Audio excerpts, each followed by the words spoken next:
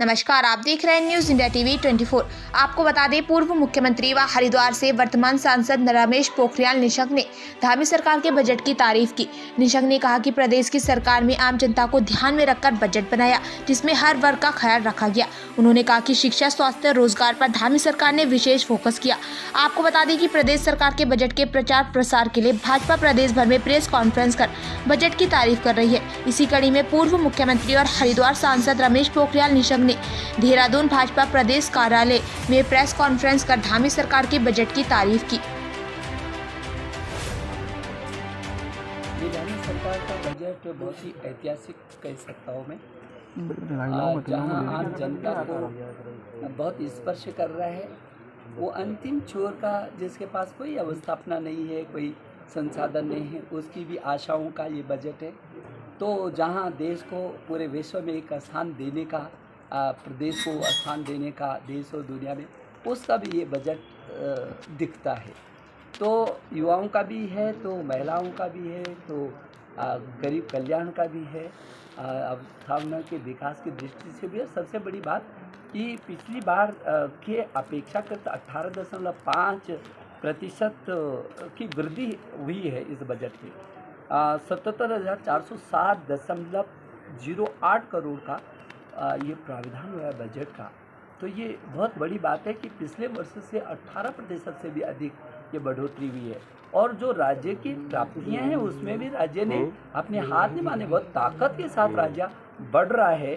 तो जो कुल राज्य की जो प्राप्तियां हैं वो 24,744.31 करोड़ दिखाया है। और ये भी गत वर्ष की अपेक्षा में 18.44% बढ़ोतरी है।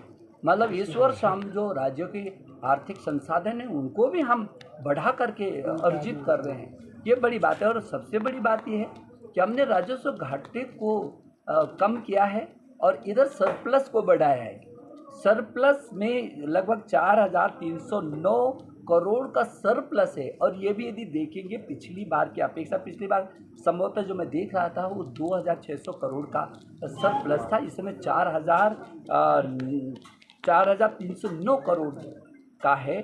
और ये पिछले बार की अपेक्षा 21.16% की वृद्धि हुई है इसमें।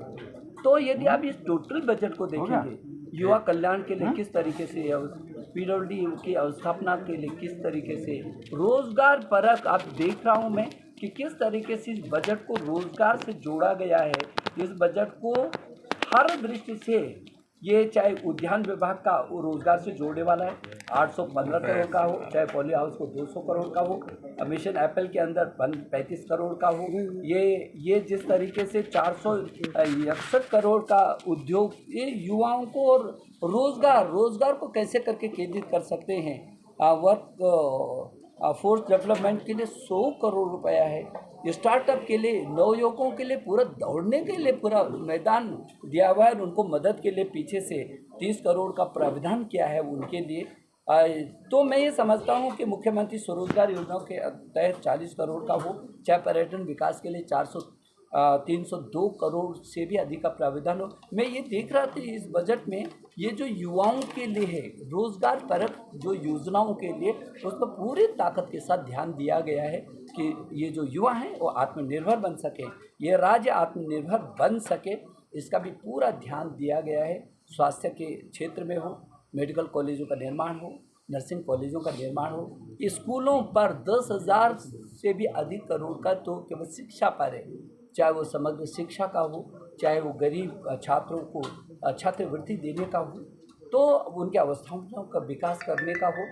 सभी क्षेत्रों में जिस तरीके से इस बजट को किया गया, मैं कह सकता हूँ कि ये जो उत्तराखंड 2025 में एक मॉडल स्टेट देने के लिए हम तैयारी कर रहे हैं देश को, निश्चित उसकी छाया इस पर है। वो जो अगला 10 वर्ष उत्तराखंड का होगा, मेरे देश के प्रधानमंत्री ने बोला, तो निश्चित रूप में केंद्र से भी जिस तरीके से हज़ारों करोड़ रुपए का हमको विभिन्न योजनाओं में मदद मिल रही है, और जिस तरीके से पुष्कर धामी के नेतृत्व में ये सरकार बहुत तेज़ी से विभिन्न क्षेत्रों में दौड़ रही है, भाग रही है, तो निश्चित रूप में हम 2025 में एक आदर्श राज्य के रूप में देश को इसको दे सकेंगे। सर, विपक्ष इस पर कह रहा है कि आप जहां एक और